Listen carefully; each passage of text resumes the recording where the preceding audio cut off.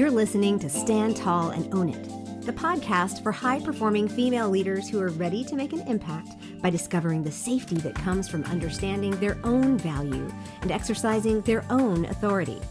I'm your host, Andrea Johnson, and I'm here to tell you it is time to just truly be you, my strong friend.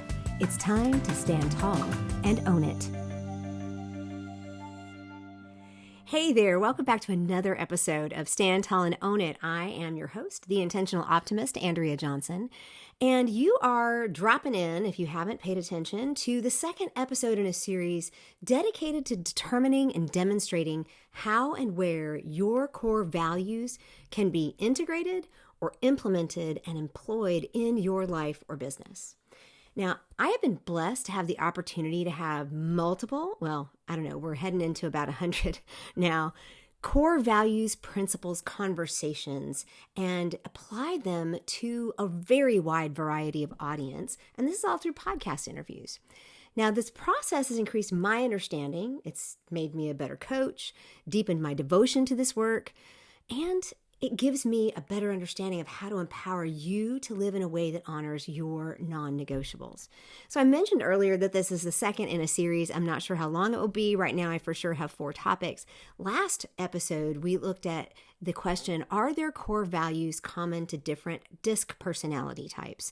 So if you haven't listened to that one and you like DISC and you're interested in how to maybe make the core values process for you a little bit less daunting, go listen to that one because it'll give you an understanding of where to start, right? So that's a really good one. So today, the question I'm going to look at, or the question I'm going to answer is, can I use my core values or understanding my core values in parenting, both my own core values and helping to recognize theirs? And this has come up in at least 3 different podcast interviews. 2 of them were dedicated to parenting.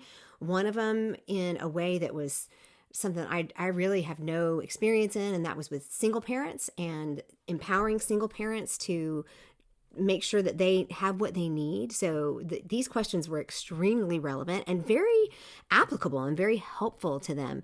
And the other dedicated podcast was one all about how being a aware and a parent that really knows yourself, how that manifests itself in your business and your life. It's called She Considers a Field.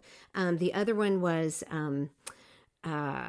Strong, Powerful, and Single, I think. And so I'll put those in the show notes. You can actually listen to those interviews because this isn't really a synopsis of those interviews. This is kind of a culmination of some things, and I'll share that in just a minute. But just a short review on what core values are in case this is the first time that you've listened to my podcast. And if so, welcome. I'm excited to have you here. Core values, by my definition, are essential for authentic leadership and impact. So when I work with adults, this is what I'm talking about. But the definition that I use is that they're the principles and priorities that guide an individual's actions. They represent the foundational convictions that allow a person to navigate complex and difficult situations while keeping their identity and authority at the forefront. Now, you will hear a lot of talk out there about values and even some core values, but what they're talking about is usually things that we value. So I'm talking about the inner compass. These are and we're talking about, especially in kids, this is your hard wiring. They're usually pretty clear in children, but many times we as parents, teachers, mentors, aunts and uncles or whatever, those of us who kind of are in contact with children a lot, many times we work in opposition to the core values that are very present in those children. Not on purpose, but because we just want kids to conform to what we think is normal, right, and good. I mean, there's a certain amount of that is very understandable. I find that I've done it myself. But in short, especially those of us as parents, try to make our kids like us. I've even said it to my son. I'm like, my goal is to help you grow up and be an amazing young man and a compassionate and smart not smart, but a compassionate young man who's a good citizen. We say things like that because we can't really say, I want you to be like me, but that's what we really want.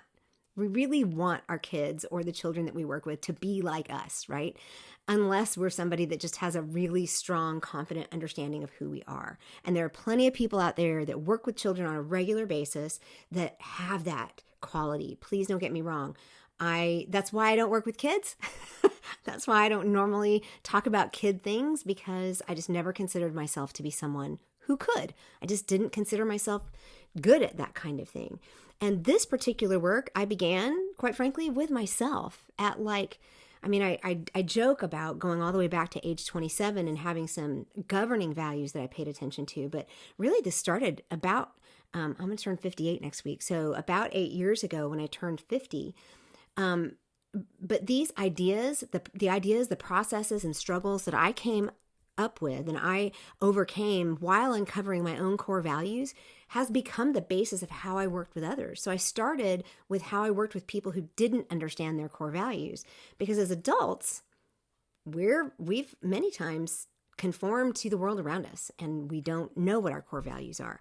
And the more clients I work with, the more insights I receive. And when I began having interviews where the topic was clearly about parenting or teachers working with children, it seemed to just crack open a whole new understanding of the principles and concepts of core values, why they're important, where they came from, how they show up early on, and how to make it less likely that our kids might have to do the same hard work that I've had to do later on. So preventing that hard work. Most parents I have joked, and my friends and I have joked about how we would like to not be the reason our kids need therapy, because, that's kind of the joke, is like, it's all my parents' fault. But, looking back on my life, both as a child and a parent, I wish that in answer to my consistent why questions, I was that kid, why, or my own desire to think for myself, I wish in response to that, someone had the insight, and a few people did, but not many, to sit down with me and say, well, Andrea, let's think that through. Or, you do the math. Does it add up? And there were people who said, do the math, Andrea. But what they meant was get to my conclusion, right? It's like, this is the obvious conclusion. But to have somebody be very curious and sit down with me, or even say, well, let me tell you why I think or believe this, but then you get to decide, that never happened. I mean, there have been a few along the way that have been good at that for me, but for the most part, my top core value of freedom of thought was dishonored from a very early age, because not everybody's comfortable with that, But as parents, we work with the tools we have, and we do what we have when we have it. And what I received instead of those things that I wish I had gotten was, don't question authority. Even if it wasn't said out loud, right? It was just this inherent, do not question authority, right? The other one, and we get this, I've resorted to it myself, because I said so. Do it because I said so. Or those are the rules. Well, why? Well, those are the rules. Well, why? That was where I was. Or I even got the answer of, that's just wrong. When it really wasn't a question about a factual yes or no, black and white kind of thing. It was, a lot of times it was an opinion or a moral assumption or an ethical situation. And as we age, we know that we learn that most of those things are way more nuanced and way more gray than we were ever taught when we're children. There's a reason for that too, and I'm not a child educator. I'm just saying, at a very high level, speaking about core values, this is what happens to a lot of kids. In essence, I was told that it was inferred to me, even if I wasn't told this implicitly, I needed to mold myself into the shape of others' core values or societal norms in order to be good or accepted. I know you're out there saying, that's me. This unfortunately resulted in internal messaging regarding my own worth. Not, just because I couldn't follow through on something consistently, because that's just not one of my strengths. But even just my soothing technique of eating food, because of all the inconsistencies and the dishonoring in my life that caused me to be overweight, when really all I wanted, one of my other top core values, is belonging. I just wanted to belong. I just wanted to be accepted. But because I couldn't conform or do certain things, it was all being dishonored in one fell swoop. And, then the behaviors that resulted from that and the internal messaging that resulted from that, they're things I still combat today. And I'm grateful to know, but, it's still something that I deal with. And I know you're out there nodding your head, right? I know. If you're shaking your head, I want to hear why you think I'm wrong, right? Now, I also want to make clear that there was no malintent. I'm not blaming anyone. I'm not claiming any kind of abuse. This is what I would just consider to be normal kid life for most of us. In any culture, right? I grew up in Korea. I see the Asian culture. I see that there's a whole lot of honor system, and you have to comply to social norms to be accepted. But in the Western culture, we have the same thing. So I experienced those things starting in the late 60s, all the way up through the millennium. And I wish I could say it's different today, but I can't. I know I did the same things to my son early on and still struggle to not do that today. And I see people doing it everywhere. I see them doing it with their kids, with their students. I see it every single day. So, as you can tell, this is something that I could wax eloquent on for a long time. And so that I don't go all day long, I am going to keep me on track by answering some specific questions. These are not necessarily questions I've received on podcast interviews, but again, I'll link those other two interviews for you in the show notes in case you want to hear their perspective and my answers to their specific questions and the conversations we had. But what I'm sharing here is a culmination of over 6 years worth of work and finally recognizing how all the dots connect between the different aspects of the work that I've done. All of the questions that I've asked guests on my earlier versions of my podcast, where it was female leaders, all the different coaching things that I've done, a lot of the understanding that I've gained through my own work, etc. So that's what I'm going to do today, and I'm going to keep it fairly high level. It'll probably go longer than I want. That's just the way it is, because I have plenty to say on this, and it's a really, really great topic. For the ease of conversation today, I want to put out there that when I say parent or use the word parent, it means you can just insert whatever you need it to mean there. It can be parent, guardian, aunt, uncle, grandparent, teacher, mentor, anyone who has children in their life that they interact with on a semi-regular basis. Even if it's just kids in your church, maybe you teach Sunday school, maybe you're a PTA person, maybe you work at a school, I don't know. Either way, I think when I say parent, I just mean anybody, parents especially, but anybody that works with children. So I don't know how many questions did I get here. I have 9 questions. Sorry, that's not an even number. But for those of you who need that, I'm sure you can come up with another question that I'll happily answer later.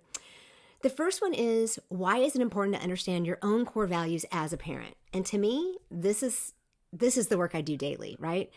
It shapes how you approach everything. Understanding your core values means that you aren't defensive. It means you understand it gives you authority and authenticity to act. It gives you perspective. It helps you see other people in a light of, oh, wait a minute, they might have core values that are not mine. And when you work to have yours honored, you learn to look for the things in other people that they want honored. So it enables you to give them the benefit of the doubt. Now, when we're doing this with our children, I cannot tell you, the parents or the people that work with them the most closely are the ones who have the biggest impact. So when a parent can say, I'm not defensive about my own core about my boundaries or anything. I have true authority and authenticity, but knowing you have true authority and authenticity means you can answer those questions why. It means you're not bothered by the questions why. But having that perspective and giving them the benefit of the doubt, one of the conversations that I've had is like, how do you know the difference between normal 4, 5, 6-year-old behavior, developmental behavior, and core value behavior? And I'm like, well, it's usually the thing that they just can't stop. There's something just like us as adults. It's if there's one thing that really just hits a button for you every day or once a week or whatever, or a specific person or a specific behavior that they do. Same with kids. If it's that one thing, start looking for those little flags that pop up or indicators that say, hang on, there might be something else here. So that's why it's important to understand your core values as a parent, because then you can parent from the position of having a whole lot more peaceful self-confidence and grace as you parent. Number 2, how can parents or guardians and teachers especially model honoring core values for their kids? Well, first off, yes, again, know yours and then parent from that perspective. For instance, for me, my top core value is thinking for yourself. And so I don't necessarily tell my son what to think. He's going to be 16 in a few months, and he's really starting to like come into his own as his personality and just kind of blossom. And it's really fun to watch. Whew, there are times when I'm like, dude, think this through. What's talking there? Is it hormones? Is it what's going on? But being willing to say, I'm not going to tell you what to think in this situation. I'm going to give you information, and I want you to figure out how to think, and I want you to figure out what conclusion you want to come to. 90% of the time, he comes to the same conclusion I do, especially in matters of gray areas, like for some people, ethics or even morals and beliefs, those kind of things. He loves me and he's grown up in my house, so he ends up landing there a lot of times. But I don't want him to be a clone of my thinking, and I don't want him to parrot back to me. So I parent by honoring my core values of that, plus the belonging piece. There are things any parent's going to go through that with your child that are not necessarily things you're like, what are you thinking? So being able to parent them from that perspective, don't impose yours on them, let them have their own. It's extremely important. Number 3, when raising our children, how do we come to understand their core values? Or is that something that we can know when they're children? Can you suggest some activities or exercises that parents can do with their children to help them understand and build their core values? So that's a lot. A little bit of it was answered in a previous question where I talked about looking for signs and looking for little flags. But I'm going to share with you a resource that I will put in the show notes. And the reason why is because we did this when I think my son was 5. Maybe 6. And looking back, it is one of the best things that we have ever done to kind of figure out who he is. And the more I learn about core values, the more I think this particular product, this particular tool is probably one of the better ways you can figure out your child's core values, even at a very young age. I don't remember what age you can start with this, but I'm going to share this with you. And I want you to know I am not an affiliate. In no way do I get any kind of remuneration from this or any kind of kickback. This is something I used that we still keep on the refrigerator today. So let me grab it. Okay, here is the actual product that I'm going to tell you about. And it's called, if you're not on video, it is called Kids Flag Page, Discover Your Child's Heart. And it is created by Dr. Tim Kimmel and Mark Gungor. Let me tell you a little something about it, and then for those of you on video, I'll continue to hold it up and show you some other pieces to it. But when I look back, I can see little flags about myself. I can see me wanting to tell my mom, don't tell me what to do, or, why don't you want to have me over to your house, or why am I not belonging? But I can also look back and see in my son things that are very indicative of what I believe some of his core values might be. At least one of them might be peace.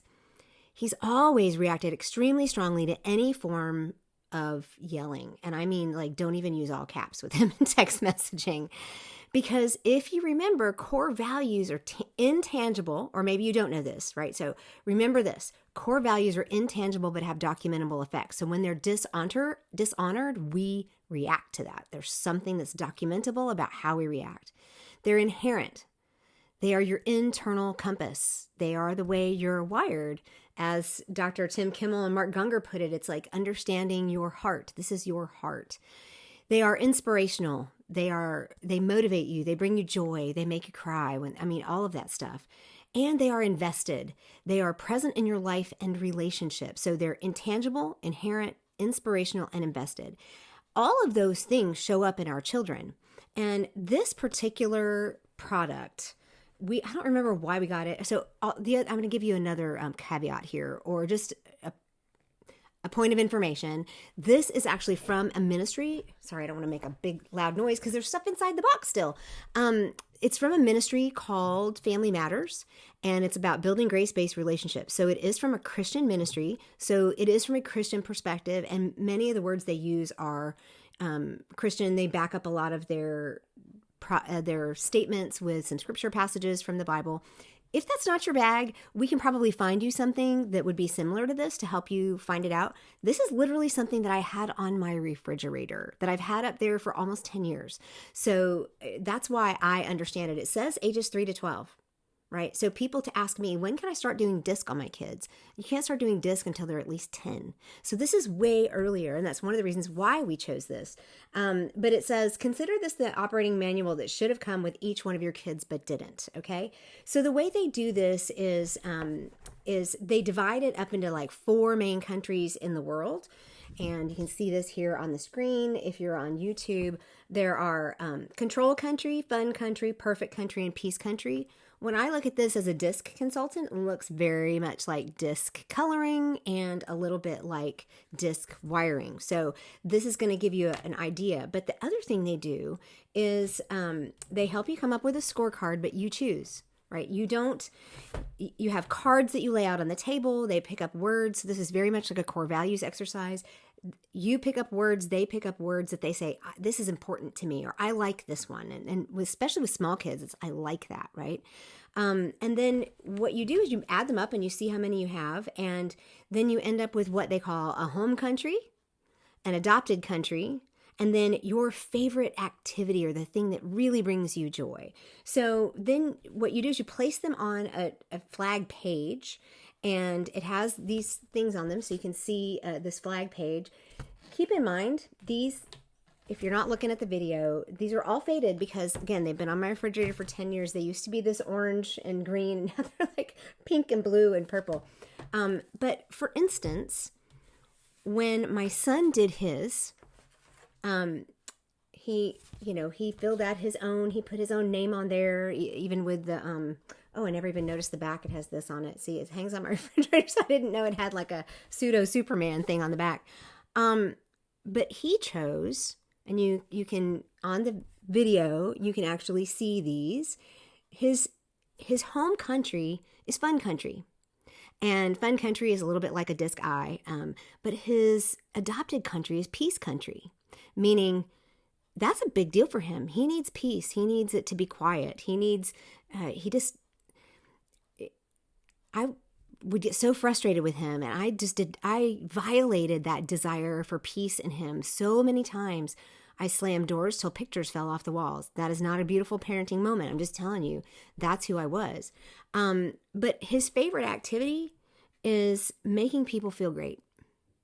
Right? So this is from a 5 or 6-year-old kid. His other activities that he likes, I'm going to have to put on my glasses to actually read what these say. I should have been better prepared, huh? The other activities that he says that he likes are, I understand you. He likes to understand people. I want people to be honest with me. He and my husband both are big on don't lie to me, right? And so these things are really pointing towards things that are likely core values. I'd rather not fight. I'd rather actually, I don't like conflict. I'm loyal to you is another one that, because you pick your top 5 favorites of activities or things that are descriptors of you, and they're stickers, right? So you put stickers on each one of these boards. But he also says he likes words that build him up.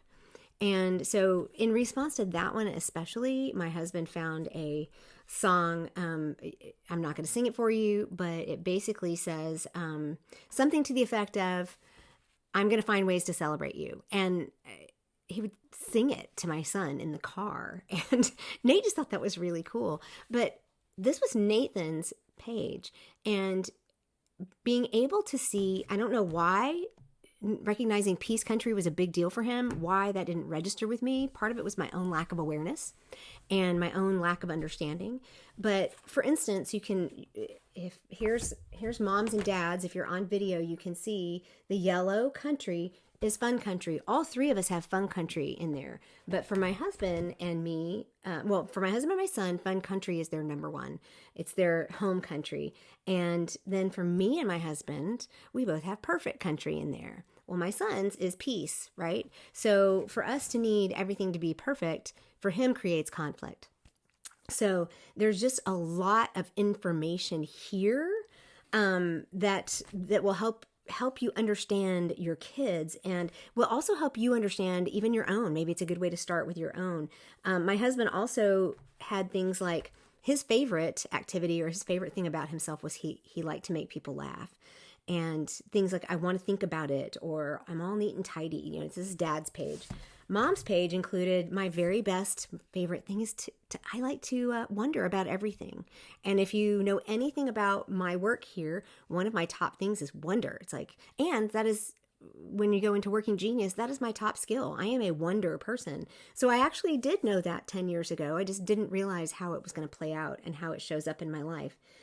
Then things for me were like, I'm actually okay with waiting. I'm not a super impatient person.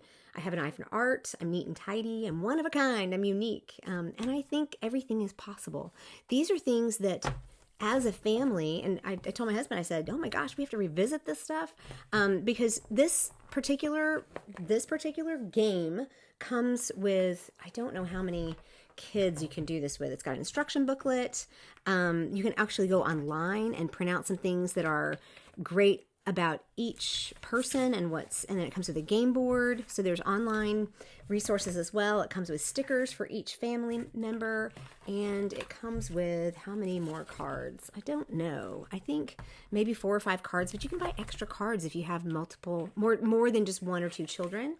And it also comes with a book on how to explain it all, and how you work with it all. It's called Discover Your Child's Heart with the flag page, what to do with each child and why. And, when we have tools that we can use, and I'm going to put the link in the show notes, when we have tools that we can use that will give us an insight into something that's difficult to understand, I think we should use them. I'm all about it, right? I love using tools. And when you use a tool like this, it is something that can last. You can revisit it, you can go back to it, but it is something that can last. I mean, clearly we've had it on our refrigerator for 10 years, and I think we need to move it away from the side that faces the backyard to maybe a more prominent location where we can start reminding ourselves who we kind of are and what we love. It's available. The Kids Flag page is available on the Family Matters page. You can find it through Amazon, but I have no idea if they're used. I have no idea what, it's a little cheaper. I think it's actually, I'm just gonna click over there. It is $49.99. $49.99 on the Family Matters page. So it's Family Matters. No, it's a Shopify thing. So I'll put the link in, and you can find it on Amazon, but I'm not even going to include that link because it's a little cheaper there, but I have no idea what the quality is. Again, if you don't want something from a Christian or ministry perspective, then you can actually do some looking. If you know of something that is from a different perspective, I would love to hear about it because I'm sure there's something, but this is what worked in my life. So that's a tool, and that's an activity, and that is a way that that we can come to understand their core values. Now, number 4, I know this is really long already. How can parents ensure that the core values their children learn or that they have are maintained into adulthood? You can't. You can, however, help them build the foundation of a healthy understanding of who they are, why they matter, how they matter, and that they matter, and how to communicate that same sense of self to others. Being able to say, I'm actually from fun country, and if this ain't fun, I don't want to do it. Or can we make this fun? My son is notorious for turning a hard thing or a chore into a game. But he's also from peace country, is his adopted country. So he needs peace. And so being able to say, can we just ratchet this down a bit? And him being able to express that to me helped me understand I need to honor that in him because I just blow my stack. Sorry, I am not perfect, y'all. Number 6, What is the balance between boundaries or consequences with your children versus recognizing that their behaviors may be unrefined expressions of their unique personalities or core values? Now, this one, my friend, is an exact question from a podcaster, and she was fabulous. So, and she's one of the interviews that I'll share. But my answer to this is it is a really fine line. And mostly it's that we just need to be educated. We need to be educated on what developmental things look like in our children at those ages. We can get books and books and books on that stuff. You can listen to podcasts on that stuff.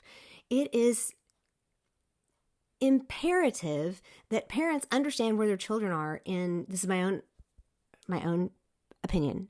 I think it is imperative that parents understand where their children are on the developmental scale or the developmental charts and the developmental system of growth. Mine has ADHD, so I had to consistently back, that up 20% and learn that there are ways in which he's going to be 20% behind. That's just the way his brain develops compared to, quote, neurotypical children, right?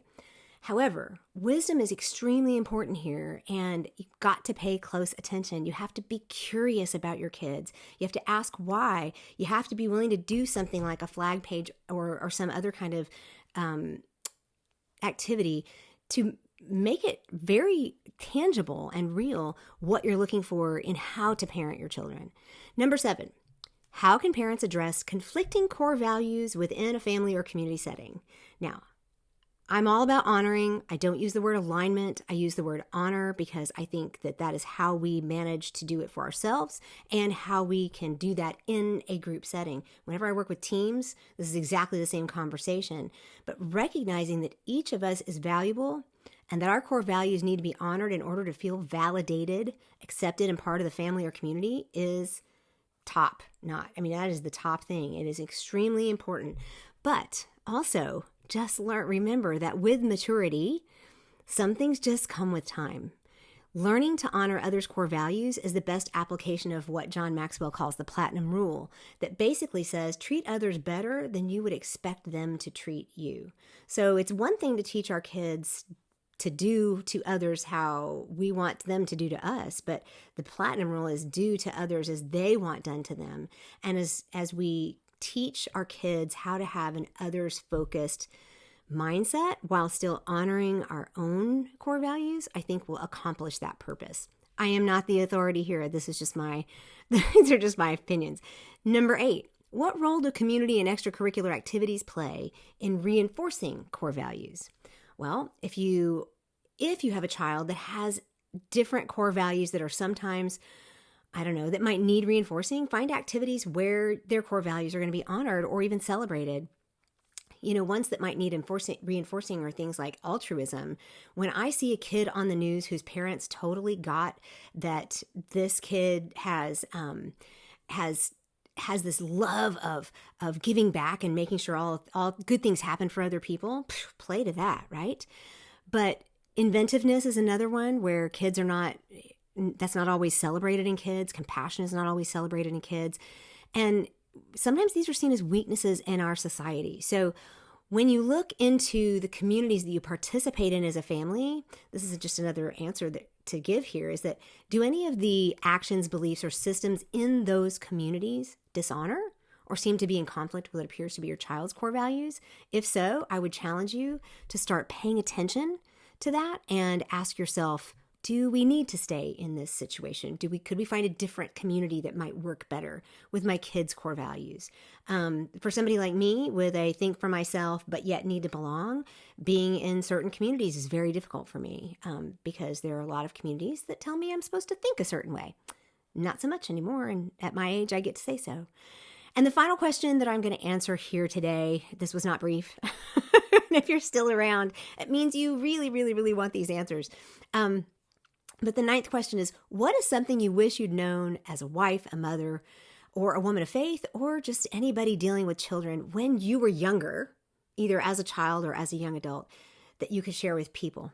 And I think the most important thing is that the way we are created is good, and the way we think about things is okay, and we need to celebrate those things because it is so important to stand tall and own your core values, and be willing to help your kids and the kids that you're around do that for themselves and to keep those at the forefront so that their identity stays intact.